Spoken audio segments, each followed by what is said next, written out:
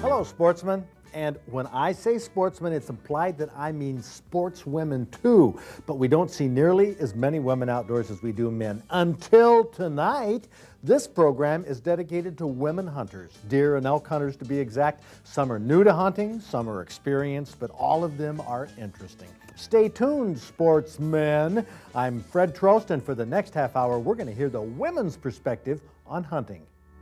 I just love it. I love being out in the outdoors and getting back at camp and playing cards and listening to all the stories.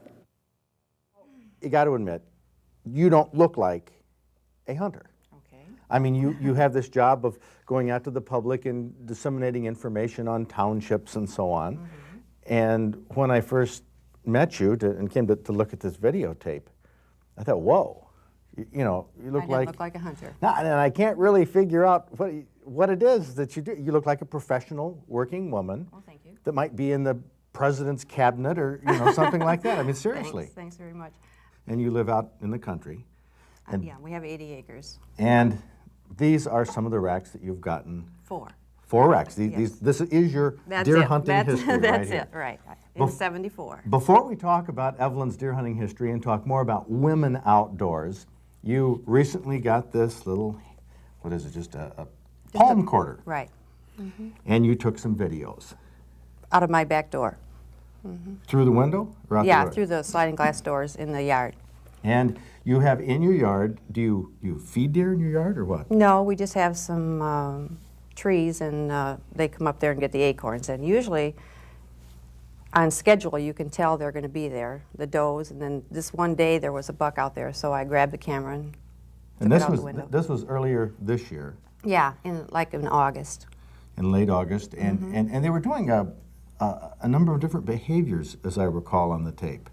I mean, well, I've got a lot of shots of deer, but that particular day, they were just milling around, and then I saw there was a buck, so I right away, got the camera and I focused on the buck, and I thought it was eating leaves, but in fact, my husband said it was making a licking branch or something like that. Exactly. Yeah, that's what it was doing. It was. They call it a licking branch. It's kind of hard to tell sometimes if they're licking or they're rubbing between their eyes or their forehead. And that is actually more important to deer than the scrape that's underneath. And yeah, it was interesting. Yeah, it did all the things it was supposed to. Pawed the ground underneath. And the funny thing was, this wasn't what you'd call along a deer trail. No, or do the deer go there every day? Well, we planned on having them there almost every night and every morning. And in the nighttime, out of the bedroom window, I can hear them snorting and eating acorns all night long. You see their silhouettes. Well, now, how does this affect you? A lot of people who have deer in their yard or photograph deer, they become, real chummy, almost like household pets.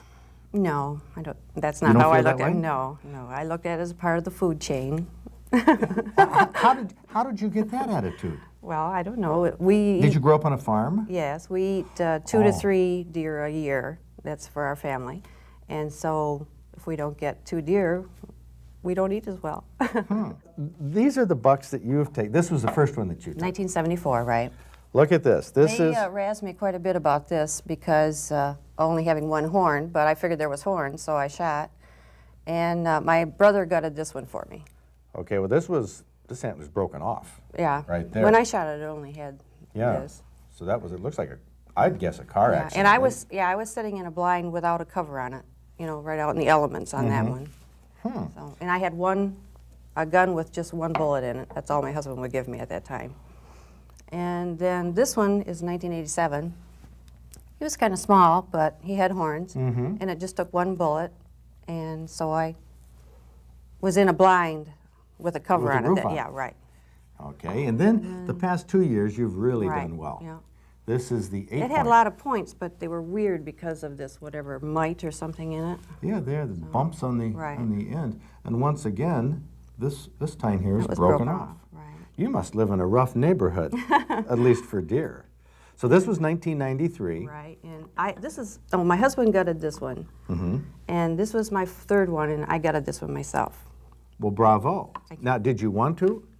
Well, did you do it on a dare? My brother said he wouldn't do it again. My husband said he wouldn't do it again, so I had to do my own. I see. And I did this one too. And did this one, and this was this year. This year, a 6-point, and actually the biggest complete rack that Yes, you've the gotten so nicest far. one. Evelyn David exemplifies everything positive about a woman hunter. And although she hasn't taken a huge trophy deer, we do see a number of women who do qualify for Practical Sportsman Hunting Awards.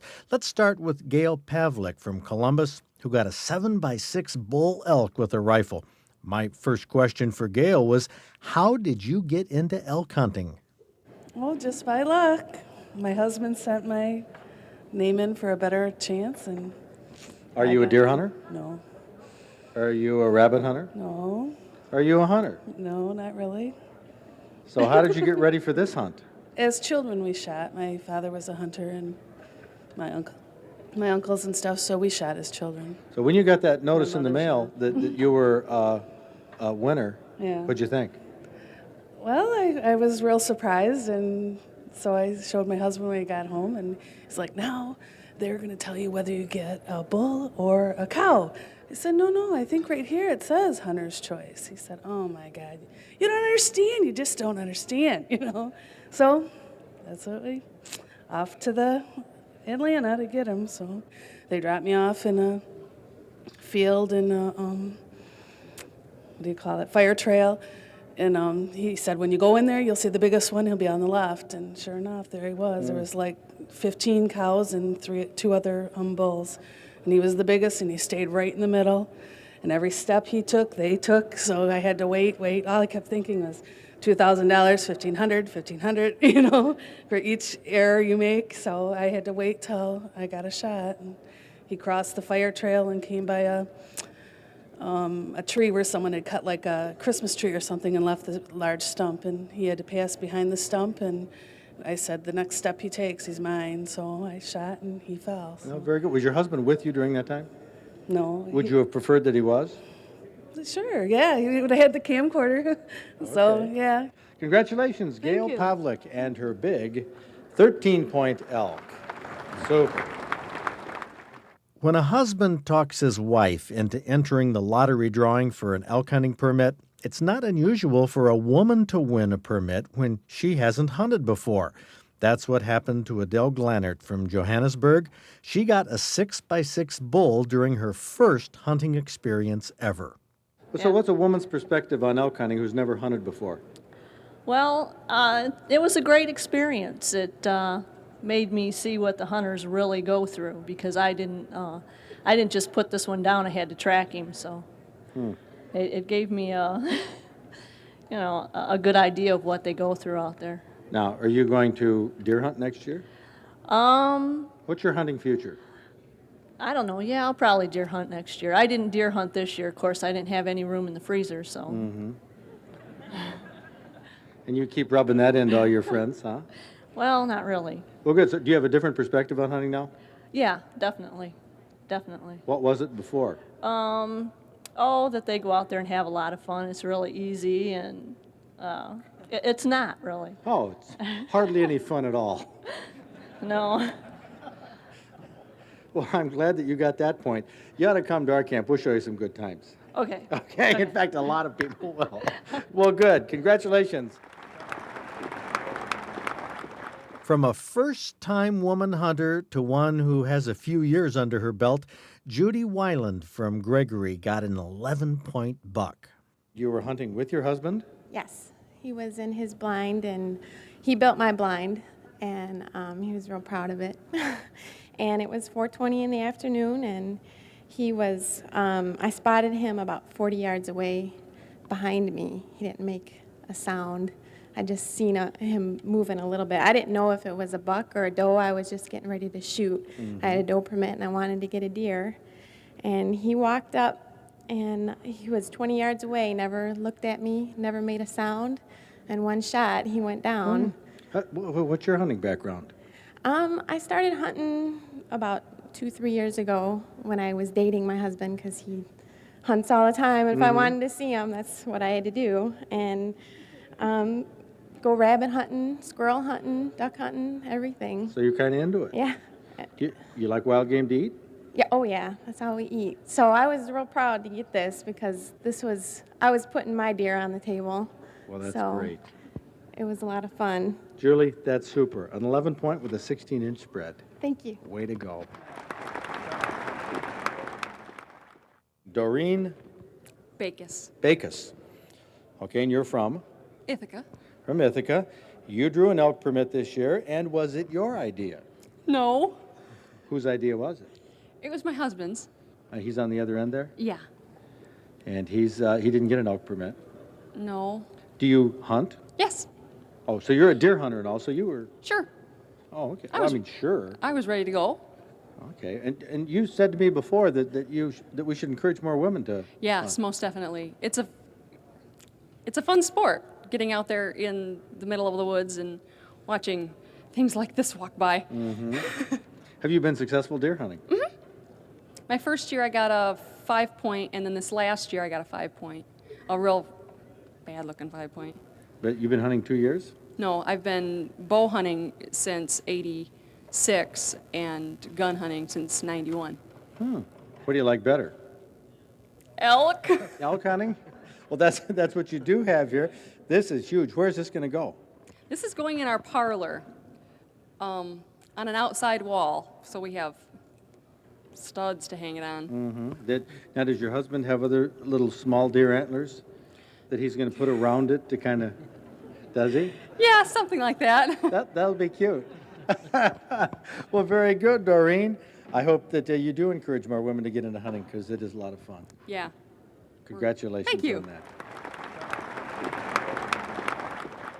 Janine Howland Skinner from Bel Air is a seasoned hunter who didn't start because of her husband. She's always hunted. And she not only field dresses her own deer, but she field dresses all of the deer her husband shoots too. Yeah, I have to do it because my husband's allergic to the hide.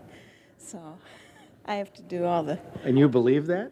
He is, he really is. How do you know? Because I've seen him, he can't breathe when he touches the hide.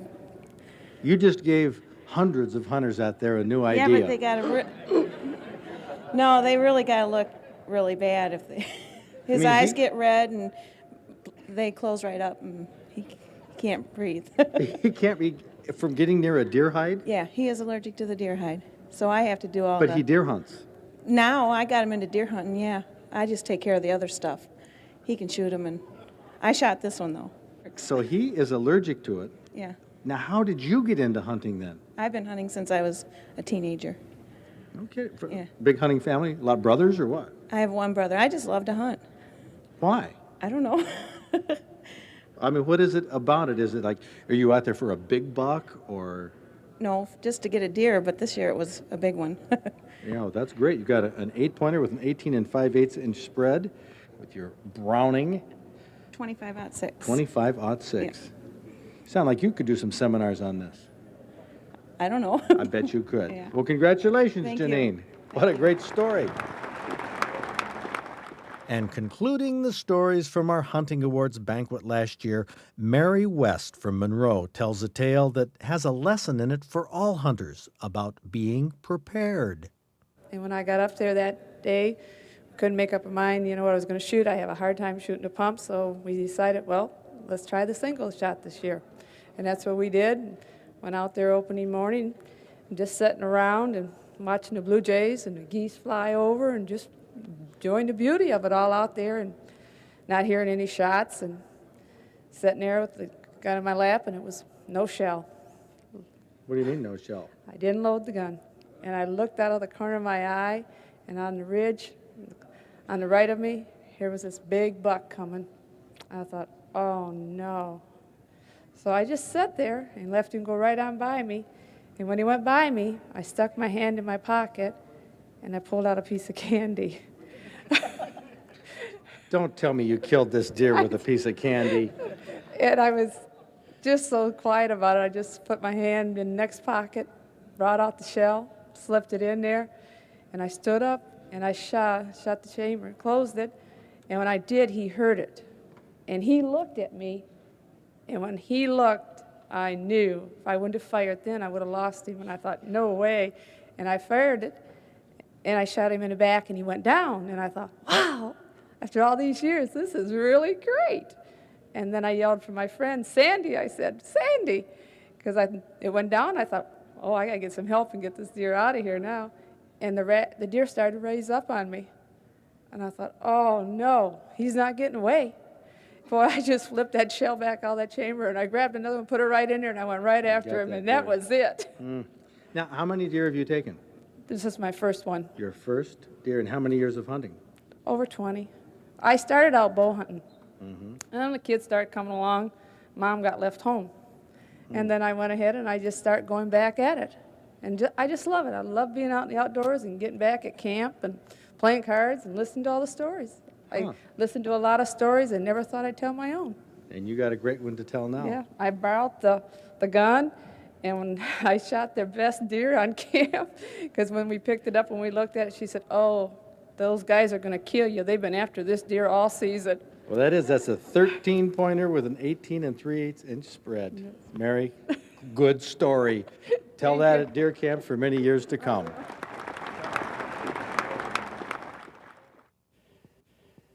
Well, this is Kathleen Peters from Homer, who got an opening day buck that you were on Big Buck Night, but we didn't have time to talk then.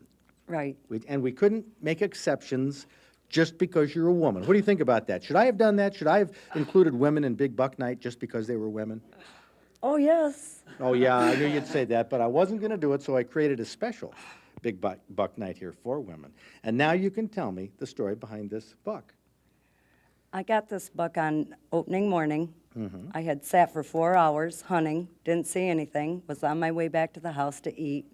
Here he come. Here we go. And you got this buck with a 10-gauge single shot? Yes. That baby must kick. Don't even think about it. Huh. Well, so you've been shooting all your life, or what? I've hunted for many years. And this is your biggest buck? This is the largest. The largest buck with a 10-gauge. A woman who hunts with a 10-gauge? Nobody gives you any guff in the field, huh? Well, terrific. Kathleen Peters, that's outstanding, and that's the story behind her Big Buck Night buck. Thank you. Well, thank you. Now, concluding our tribute to lady hunters, we have Marian Henkel from Athens, and you got this buck this year, which is First opening day, opening day. opening morning. Okay, now, what is your hunting history? I have hunted for 14 years, ever since I retired, Oh, and this is my fourth one. your fourth buck? No, Your fourth my deer? fourth deer. Okay, but your biggest buck, huh? Oh, yes. Now, what was it about retirement that got you into hunting? Time. Really? I had time. What now is your husband? You And my brought- husband encouraged me. Okay, you brought your husband along here. What's the story with his rack? He got his 2 years ago when he was 85 years old, and he's hunted all his life, and this was his best one, No kidding. out of the same blind, So he's what, 86 now? 87. 87 and you're 77. Right. You're 160 years old together. Oh, come on. I mean, that's just, wow. Bad enough. Well, no, that's terrific. And this is the biggest buck. This is what, a 10-point, is that? Yes, Wow, out of the same blind that you hunt from. yes. So what advice do you have for lady hunters, all your years of experience? Persistence. I see. This probably goes for hunting and for marriage and for raising kids and everything. That's my oldest one back there. Oh, it is? Okay. He brought us up. Well, terrific. Brought you up here, and now you are the expert hunter. Now, does Forrest still hunt? He didn't go out this Didn't go year. out? He didn't feel like it. But you still have some hunting ahead? I think so. Are you going to do any muzzleloading hunting? No. We're not going to. Okay, we'll just leave it at the shotgun hunting, huh? We only kill what we can eat, and Well, we that's can very only good. eat one deer a year. Well, amen. I think that is very excellent. Folks, let's bring a little round of applause here for the Henkels. That's terrific. Well, Charlie Keenan prepared this recipe that was actually sent to us by Phil Couture from Nipigon, Ontario. He calls it BBQ Venison roast, I guess Ontario style. Charlie, you're a little apologetic about the presentation. Well, there's really not much on the plate, but I mean, could you see it with maybe some potatoes and carrots on there? That would look very, very nice. Okay, now being a venison roast, what does this have in it? Well, it has a marinade that is made with Dijon mustard and garlic and wine, and you have to let it set about, I recommend 24 hours he'd put in the recipe at least 8 hours. And make sure you pierce the, the roast so that that marinade can penetrate. Okay, well this looks like it's cooked fairly well done. And this with the marinated roast, this is how you would do it? Well, I think that this may have been a little bit overcooked, but the marinade will change the look of that meat anyway, if it does penetrate nice and deep. Okay, but this is a meat and potatoes type of Meat thing. and Now, spuds. the barbecue sauce is just put on at the end, just as a... You would put that on, at the end, the last 20 minutes of cooking or so to let it kind of get a little crusty in the oven if you can. Yeah, Charlie, I can imagine those potatoes and... That's what it would take, but getting just the taste of the meat, this is going to be nice to Oops, there we dig go. into this. Now, I think Phil put on his recipe that the barbecue sauce is optional. Barbecue sauce, he said, was optional. Now, a lot of times these roasts are tough, and we're going to see if his method of cooking here on the rotisserie is a little bit not tough. Better than yeah. That is tender. We don't need the knives on this. I can use a fork to cut that. Let me see here. Why, look at that. Fork tender. Fork tender. Who would have guessed a roast like that? Oh, well, Phil Couture had a great idea. Well, I like this marinade. I like the marinade a lot. It retains the flavor of the meat. Yep, and it's got a tang to it. You can, and that's the pepper that's in there. I think is giving it the tang. I like it. Should we give it 2 thumbs up? 2 thumbs up. Need yours. There you go, Phil. You did it. This is. Here's a 10-point buck that any deer hunter would be proud to take. This was taken this November by Sandy Wagner of Bloomingdale. Marcia McKee from Lansing took this 10-pointer during firearm season. Roberta Salisbury from Lake Orion got a nice spike buck that qualified with this 8-inch plus tines, and Brenda Davis from Clare took this 13-point on opening day.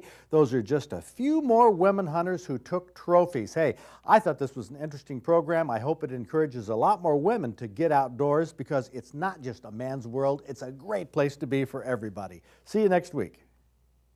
Yeah, that's great. You got an 8-pointer with an 18 and 5/8 inch spread. And you gutted it all yourself? Yep. I have every one that I've gotten. Are you going to have it? No, you're not going to have it mounted because it's on the board here. Is your husband allergic to, like, mounted deer? Probably the hide, if it had the hide on it, yeah. So he hasn't gone back and seen all those deer back there? Yeah, but he doesn't get real close. He doesn't touch them. Huh. So. That's interesting. Yeah. But he can wear leather. Yeah, and he can eat the venison. Once the hide is off, it's all right. Then he gets to do the cutting up and stuff. Make him do that work. I do the other. Does he fish? Yep, we fish. We love. Don't tell me he's allergic to scales. No. Huh? Oh, I see it on. He's allergic to scales. No. He eats the fish. He likes to catch them. No, he does the fish. Okay, well that's good. Yeah. So. Well, that sounds legit. And I think this was legit. You got the 8-point with an 18 and 5/8 inch spread with your Browning. 25/6. 25/6. Yeah. You sound like you could do some seminars on this. I don't know. I bet you could. Yeah. Well, congratulations, Thank you. Janine. What a great story.